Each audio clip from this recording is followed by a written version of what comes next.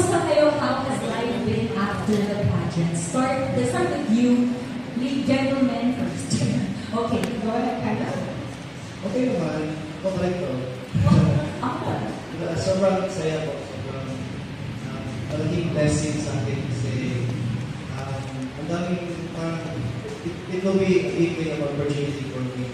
And for this experience, hindi ko yung makakalimutan. Ang daming memories, ang dami kong nabuong brotherhood. And sobrang saya ko talaga ng experience ko. Parang hindi ko siya naging final. A beautiful experience and very memorable.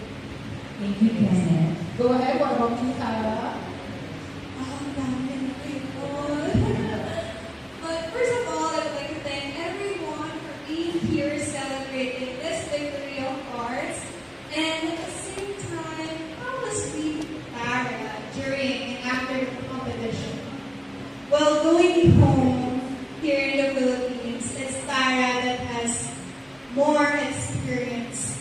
Tara that has more learnings about cross-cultural understanding and at the same time, memories that I have built not just with the Miss Supranational organization, but also with all the candidates that I was with. And I'm just so thankful to experience that this year.